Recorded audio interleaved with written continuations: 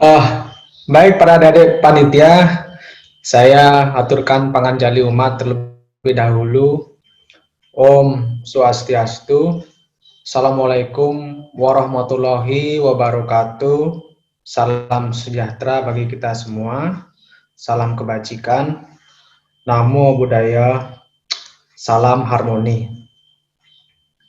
Eh, saya didaulat oleh panitia untuk memberikan pemaparan materi berkenaan tentang uh, wawasan kebangsaan sebetulnya ya adik-adik panitia ya. Nah, berkenaan dengan materi itu, memang pasti 4 hal itu yang akan saya jelaskan tentang merajut wawasan kebangsaan kita tidak bisa lepas dari 4 hal ini. Yang pertama ada Pancasila, landasan ideologi bangsa kita dan negara Indonesia. Kemudian yang kedua ada landasan konstitusional bangsa kita dan negara kita, yaitu Undang-Undang Dasar 1945. Kemudian ada landasan visioner negara kita, yaitu NKRI, Negara Kesatuan Republik Indonesia, landasan persatuan dan kesatuan bangsa kita, landasan visionernya. Kemudian yang ketiga ada sesanti bangsa dan negara kita dalam merangkul Indonesia sebagai masyarakat yang multi etnik, multikultur, multi budaya, multi religion, multi agama, yaitu sesanti yang ditemukan pada zaman Nusantara, Kerajaan Majapahit, di karangannya Empun Tantular, yaitu Bhinneka Tunggal Ika, yang kalimat lengkapnya Bhinneka Tunggal Ika Tanhane Dharma Mangruwe. Bahkan ini sebetulnya adalah tugas dari pemerintah di dalam mensosialisasikan tentang wawasan kebangsaan kita yang terdiri dari 4 hal itu yang tidak bisa kita lepaskan jika adik-adik mau tetap konsisten mau menjadi warga negara Indonesia. Tapi kalau Anda tidak mau jadi warga negara Indonesia, silahkan lupakan saja 4 pilar kebangsaan ini. Itu sih pembuka dari saya. Nah, begini adik-adik, latar belakang dari apa yang saya sampaikan saat ini adalah mengenai konsep bangsa dan negara Indonesia ya. Kita ketahui dilihat dari sosiohistoris bangsa kita, bagaimana pembentukan Negara Kesatuan Republik Indonesia. Adik-adik sudah pelajari itu, prosesnya pembentukan negara kita cukup panjang adik-adik. Mulai dari zaman Sriwijaya, kita punya cikal bakal pembentukan, sebetulnya itu adalah pembentukan sebuah imperium adik-adik ya, kalau kita ambil dari sisi historis. Kalau di bangsa Eropa dan yang lainnya ada imperium Roma dan Yunani, kita di Nusantara ini ada juga cikal bakal pembentukan imperium gitu kan, atau bangsa yang besar gitu kan, yang kita sebut sekarang Indonesia. Cikal bakalnya adalah kita juga sebetulnya sudah bangsa besar dahulu gitu kan. Hanya saja dilihat dari peristiwa sejarah kita mengalami pasang dan surut. Kita pernah besar, tapi kita pernah juga terpuruk begitu ya.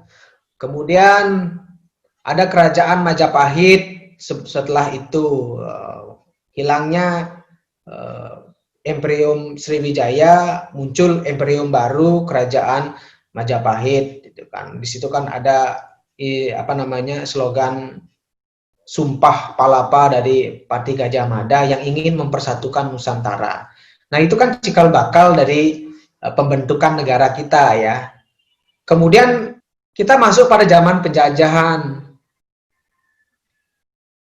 Cita-cita luhur kita akhirnya di situ diporak-porandakan karena peristiwa kolonialisme dan imperialisme.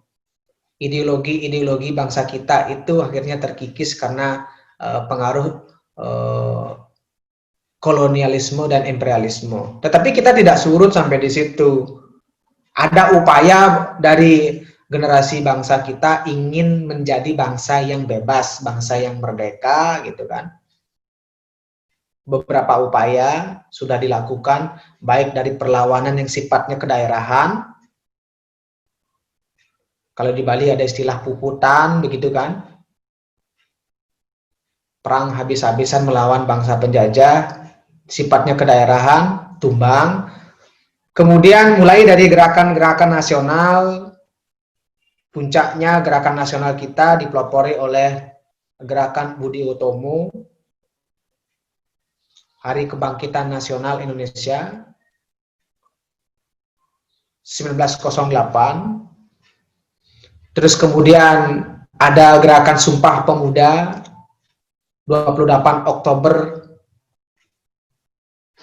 Itu upaya dari generasi muda seperti Anda itu ingin melepaskan diri Indonesia dari bangsa penjajah. Kemudian gerakan-gerakan berikutnya ada sidang BPUPK yang pertama maupun kedua, ada panitia kecil, panitia 8, panitia 9, Piagam Jakarta 22 Juni 1945. Kemudian puncaknya perjuangan kita kan pada tanggal 17 Agustus 1945, proklamasi. Kemudian keesokan harinya 18 Agustus 1945, sidang PPKI menetapkan kita punya dasar negara dan kita punya negara secara de jure, secara hukum bahwa kita menjadi sebuah bangsa dan menjadi sebuah negara dengan konsep negara modern di tanggal 18 Agustus 1945 itu.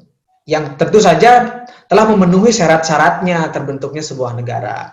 Jadi Indonesia ini terbentuk karena gerakan revolusi, adik-adik. Revolusinya apa? Ya melawan bangsa penjajah. Itu gerakan revolusioner itu. Muaranya pada tanggal 17 Agustus 1945. Mohon itu dicamkan oleh adik-adik, baik adik-adik semester 1 maupun yang semester-semester yang belum lulus ya. Ada ungkapan jas merah. Jangan sekali-sekali Anda melupakan sejarah. Bangsa yang besar adalah bangsa yang menghargai jasa-jasa para pahlawannya. Kan begitu kan kata Bung Karno dan kata Mahatma Gandhi. Dua pemimpin besar revolusioner Indonesia, kalau Mahatma Gandhi pemimpin besar revolusioner India gitu, yang ingin melepaskan diri dari bangsa penjajah. Nah, kalau dilihat dari unsur-unsur pembentuk negara kan ya jelas ya, ada rakyat, wilayah, pemerintahan yang berdaulat, dan ada pengakuan dari negara lain. Itu sudah terpenuhi oleh Indonesia. Nah, sekarang tolong jangan dibawa mundur ke belakang lagi. Saya tidak ingin Indonesia itu mengalami peristiwa kemunduran. Akhir-akhir ini kan terjadi peristiwa, apa istilahnya, politik identitas itu mulai didengungkan. Politik identitas itu sebetulnya apa namanya, kalau dilihat dari embrio politik, itu embrio politik yang dikatakan tahap belum matang gitu ya. Jadi kita sekarang mau kembali lagi ke tahap itu. Jadi kita mengalami kemunduran, padahal kita sudah mengalami peristiwa demokrasi, ingin melakukan pematangan demokrasi. Sekarang mulai lagi ada isu-isu politik berdasarkan agama, kultus individu, begitu. Kemudian ada isu SARA, politik identitas berdasarkan beda suku, beda agama, beda keyakinan, beda aliran afiliasi politik. Itu justru membuat Indonesia menjadi bangsa yang mundur lagi, adik-adik. Saya tidak ingin adik-adik menjadi bangsa yang mengalami kemunduran. Nah, istilah saya, adik-adik jangan sampai menjadi generasi, istilah saya ya, generasi pentol korek. Tahu pentol korek? Pentol korek itu kan punya kepala tapi nggak punya otak. Punya kepala tapi nggak punya pikiran bijaksana. Itu pentol korek, sedikit saja digesek, terbakar. Adik-adik, saya tidak ingin adik-adik menjadi generasi yang mudah terbakar, mudah terprovokasi oleh isu-isu SARA, oleh isu-isu politik identitas. Nah, sekarang kan mulai ada istilah apa namanya, kalau dilihat dari ideologi negara kita kan punya ideologi Pancasila ya. Nah, ini ideologi Pancasila kita adik-adik ya. Ideologi Pancasila kita itu bersumber dari hakikat hidup adik-adik sebagai seorang manusia. Pancasila itu tidak berada di luar diri kita ya. Pancasila itu berada pada diri kita adik-adik ya. Jadi aneh jika ada orang Indonesia yang menolak Pancasila. Itu artinya menolak dirinya sendiri, menolak keberadaan dirinya sendiri, hakikat hidupnya sendiri. Tidak ada bangsa di dunia pun sebetulnya, tidak ada manusia di dunia pun yang bisa terlepas dari kelima hakikat dasarnya ini sebagai makhluk monodualis dan makhluk monopluralis itu. Yang pertama, kita itu adalah makhluk religius, ciptaan Tuhan yang Maha Kuasa. Itu ideologi kita ya. Ideologi Pancasila mengakui bahwa kita adalah makhluk ciptaan Tuhan yang Maha Kuasa. Makanya kita punya sila pertama, ketuhanan yang Maha Esa. Baik orang itu mengakui agama atau memeluk agama atau tidak memeluk agama, kenyataan itu tidak bisa dilepaskan bahwa dirinya ada karena ada yang mengadakan. Siapa yang membuat dirinya ada? Kalau dalam pikiran saya, itu Tuhan yang mengadakan. Kemudian hakikatnya yang kedua adalah makhluk individu. Adik-adik tidak bisa lepas dari karakteristik adik-adik sendiri. Adik-adik berbeda dengan adik-adik yang lainnya. Berkompetisi, punya ciri masing-masing, memiliki hak asasi manusia, kebebasan individu, tetapi adik-adik juga adalah makhluk sosial. Sila ketiga itu artinya ini hidup berdampingan. Adik-adik harus berdamai dengan diri Anda sendiri. Anda juga, adik-adik juga harus hidup berdampingan dengan orang lain, berdamai dengan orang lain, harmonis dengan orang lain. Nah, inilah yang kalau di Bali disebut dengan Trihita Karana ya. Yang sila pertamanya tadi itu prahyangan, hubungan harmonis Anda dengan Sang Pencipta, kalau di Islam disebut dengan hablum minallah. Kemudian yang konsep yang kedua itu Anda hubungan harmonis dengan dirinya sebagai manusia, dengan orang lain, masyarakat, bangsa, dan negara. Di konsep Hindu itu disebut dengan konsep pawongan, hubungan harmonis dengan diri sendiri dengan orang lain, masyarakat, bangsa, dan negara. Nah, itu Pancasila kita demikian, hidup tumbuh subur berkembang dalam nilai-nilai yang ada di sekitar kita, tidak jauh dari kita adik-adik. Nah, kalau di agama Islam ini disebut dengan hablum minan nas.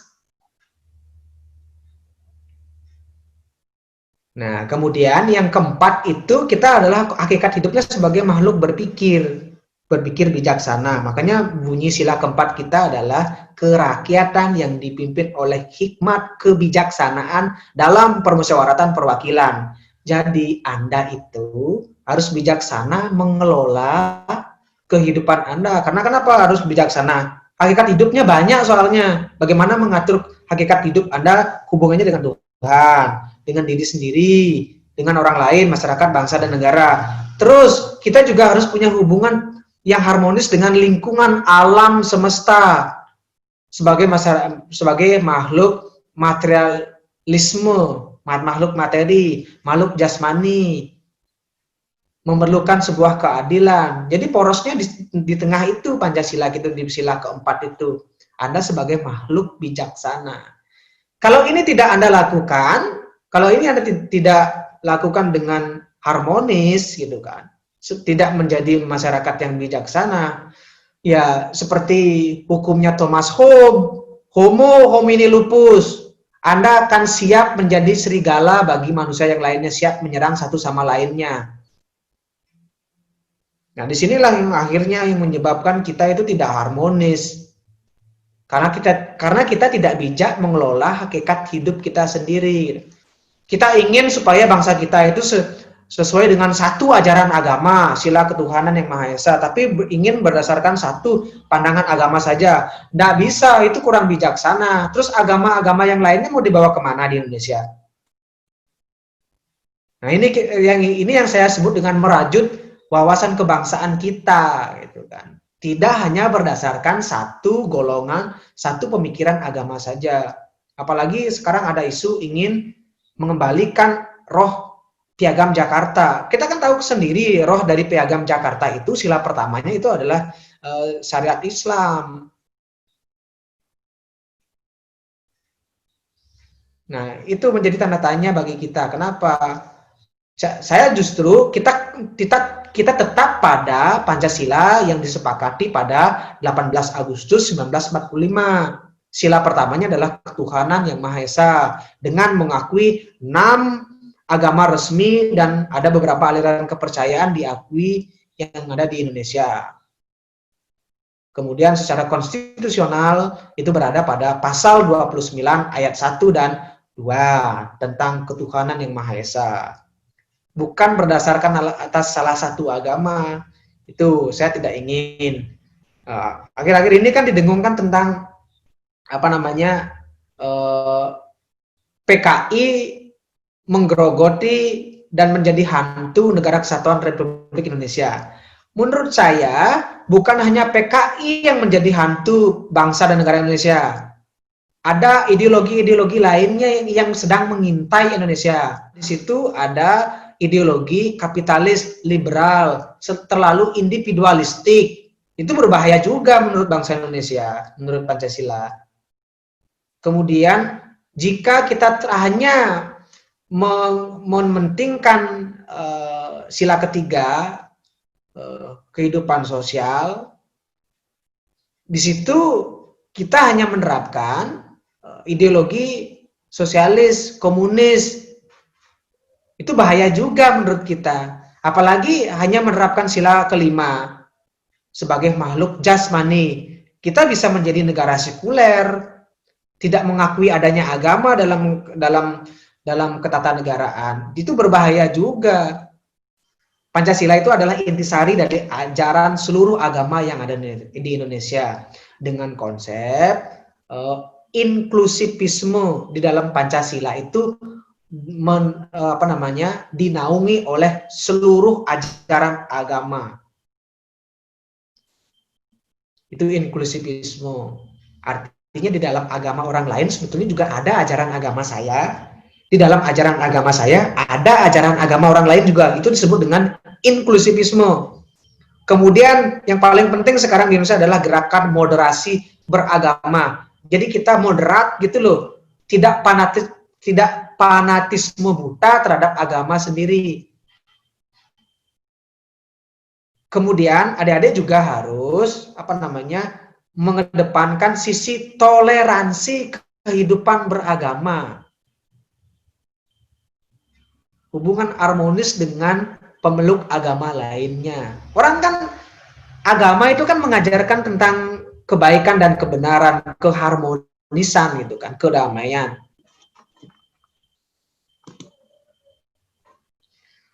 Ya.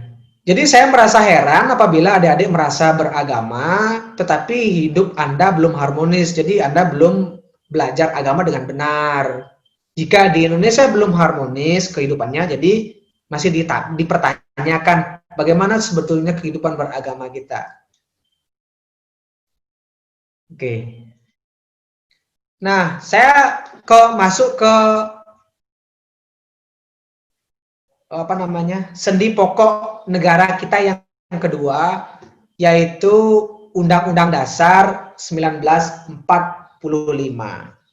Ini adalah landasan konstitusional kita ya dalam kehidupan berbangsa dan bernegara. Jadi kita punya hukum dasar dalam konsepnya Hans Kelsen dan Hans Nawinaski ini disebut dengan Stat Fundamental Norm atau norma fundamental negara Pancasila. Makanya kemarin itu kan ada rancangan undang-undang haluan ideologi Pancasila yang mau memposisikan ada undang-undang tentang haluan ideologi Pancasila. Itu sebetulnya menurut saya bertentangan dengan konsep dari Hans Nawiaski dan Hans Kelsen ini. Pancasila bukan dijadikan undang-undang organik gitu kan, tapi Pancasila harus tetap pada posisinya sebagai stat fundamental norma dasar ketatanegaraan gitu kan.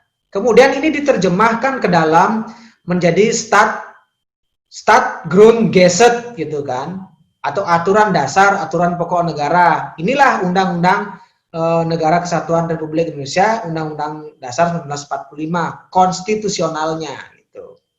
Kemudian di bawahnya ada peraturan perundang-undangan yang lainnya, ada undang-undang, ada perpu, dan seterusnya. Jadi kan kalau ada ketentuan peraturan perundang-undangan yang bertentangan dengan Pancasila, bertentangan dengan Undang-Undang Dasar 1945, itu melalui Mahkamah Konstitusi bisa dibatalkan demi hukum. Karena dianggap bertentangan dengan ideologi dan dasar negara. Itu kewenangan dari Mahkamah Konstitusional kita, Mahkamah Konstitusi, MK. Nah, jadi itu. Di dalam, sebetulnya kalau adik-adik mau belajar tentang Indonesia, cukup belajar di Undang-Undang Dasar 1945 ini. Karena di dalam Undang-Undang Dasar 1945 ini, sudah diatur tentang pokok-pokoknya, bagaimana hubungan antara badan legislatif, eksekutif, yudikatif, kemudian bagaimana bentuk negara kita dan bentuk pemerintahan kita. Nah, begitu. Termasuk kemudian tentang yang lainnya juga, bagaimana pengaturan tentang mekanisme berkehidupan, bermasyarakat, berbangsa, dan bernegara, mengatur tentang uang, pendidikan, badan pengawas, kemudian badan yudikatif, eksekutif, legislatif, pemilu, uang, hak asasi manusia, kemudian bagaimana menjadi warga negara, hak dan kewajiban sebagai warga negara, membela negara, mempertahankan negara, kemudian bagaimana mekanisme mengubah undang-undang, sudah ada dalam Undang-Undang Dasar 1945. Jadi sebetulnya Undang-Undang Dasar Negara Republik Indonesia 1945 ini adalah miniatur dari NKRI itu sendiri.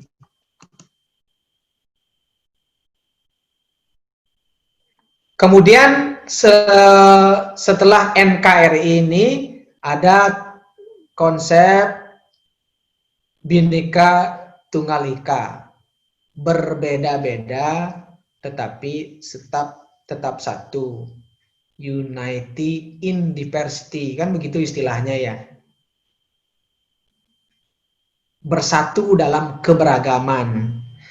Nah, saya berikan contoh begini, ini kan sebetulnya miniatur masyarakat demokrasi ya, istilah Bhinneka Tunggal Ika itu adalah roh dari demokrasi musyawarah mufakat kita di Indonesia.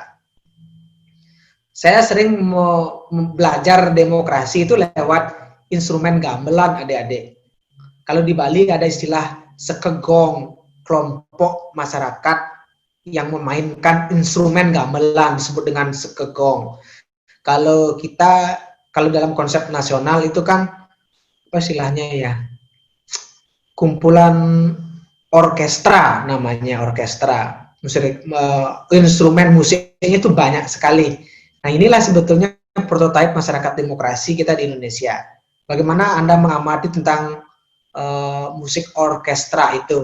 Vox Populi, Vox Dei, sound of the people, sound of the God, kan gitu kan istilahnya. Jadi suara rakyat adalah suara Tuhan.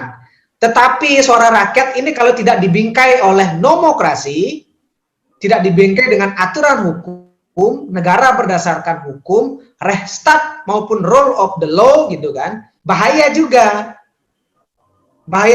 Jadi Indonesia harus menjadi negara demokrasi dan menjadi negara nomokrasi, hidup berdampingan. Sound of the people, sound of the God harus dibingkai oleh nomokrasi. Suara rakyat akan menjadi suara Tuhan apabila suara rakyat itu dikemas dalam sebuah aturan dan mekanisme ketatanegaraan. Jadi itu closing statement saya kalau mau menjadi negara Indonesia, tetap menjadi negara Indonesia yang berdasarkan konsep demokrasi, harus dibingkai dengan konsep nomokrasi. Nah, wawasan kebangsaan inilah yang harus adik-adik miliki di Indonesia. Adik-adik harus siap menjadi pendukung ideologi Pancasila. Jangan sampai salah satu dari adik-adik menjadi pendukung ideologi khilafah, atau menjadi ideologi terorisme, atau bahkan menjadi ideologi komunis, atau menjadi pendukung ideologi liberal, atau menjadi salah satu pendukung ideologi sekuler. Saya tidak ingin adik-adik, salah satu dari adik-adik menjadi pendukung-pendukung itu. Adik-adik harus menjadi pendukung ideologi Pancasila, tetap menjadi negara kesatuan Republik Indonesia. Anda harus menjadi kumpulan dari suara Anda, harus menjadi suara Tuhan di Indonesia, tapi tetap ada koridornya, adalah hukum itu sendiri, Rechtsstaat atau rule of the law itu. Sekian, terima kasih. Om Santi Santi Santi Om. Assalamualaikum warahmatullahi wabarakatuh. Salam sejahtera bagi kita semua.